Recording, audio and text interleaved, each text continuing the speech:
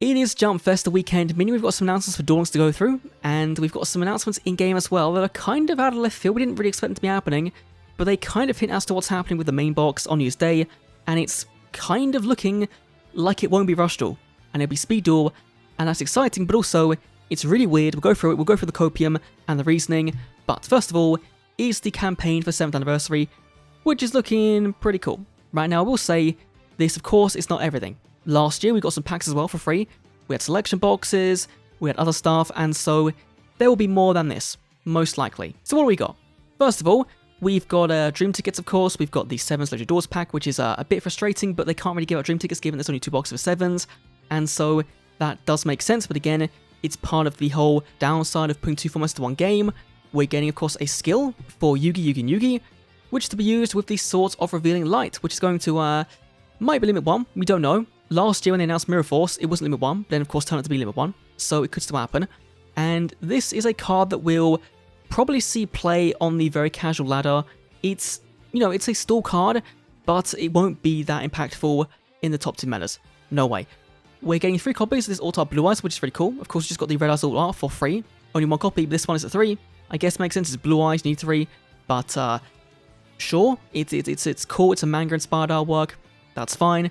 But the big one is Shield and Sword for Rush Duel, because this is a straight buff to Yamrula decks, right? Yamrula is a 25-25. If you're swapping attack and defense, this doesn't matter, but this does mean that if you're facing a Dragius or a Slayer, they become 15 attack points, 0 attack points, and so it is going to be a very, very powerful game-ending card for some decks. And it does give us more options for legend cards, right? At the moment, you're just playing Reincarnation because it's the only one available, but more options is always going to be really, really cool. Now, one more thing for Rush Duel is a structure deck that's focusing around our lovely boy, the Ultimate Flag Mech Ace Breaker, who I talked about in my last video, saying this guy was coming, and of course he is. It's a pop 1 on the field.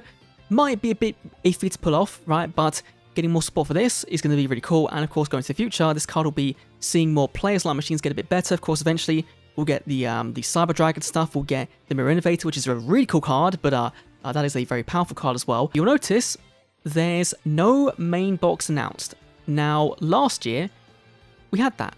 We had the box announced. We got a tease with Fire Dragon, with the Number Unicorn, and people went kind of crazy. This year, there's nothing. Now, this was revealed by a Rush Duel Point Battle stream. So, if you're thinking, all the news is focusing on Rush Duel, then just saying the structure deck is coming makes sense, right? You wouldn't want to reveal a Speed Duel focused box in a Rush Duel stream. Despite, of course, showing the Swords of Revealing Light, right, that's of course Speed Duel, but you kind of have to when talking about the campaign, but not necessarily the main box, and so if the main box does end up being Speed Duel, it makes sense not to kind of debut it here. Now, why do I think it's now Speed Duel rather than the Rush Duel which we kind of expect, right? We went Rush Duel main, Speed Duel main, Rush Duel mini, Speed Duel mini, so naturally you think Rush Duel main is next up. Well, we've had the pickup boxes announced to be returning, or at least new ones coming, for Arc 5 themed decks. Now, we know we're getting the Arc 5 event. We're getting a skill for Yuya for the event as well. And last year for our Duelist Road, a level cap increase for Dark Summons as well.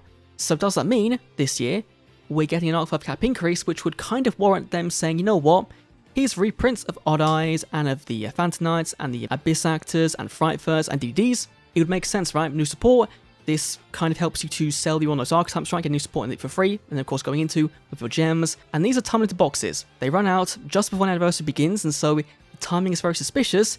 But also, if you remember last year, we had support in our box for BLS from the mini box, for Utopia from the mini box, for Grok stuff from the mini box, and for Alito stuff from its level ups. Where in this box then does support for Metal Foes and Burning Abyss come in? Because those aren't Arc 5 character cards. Now, these are Arc 5 era cards in the TCG No TCG, right? This released in the first TCG set, this was later on in the Dark Illusion, and so does that mean we're getting a main box on New Year's Day to give more support for this? It could be. It could well be. Now what backs that up?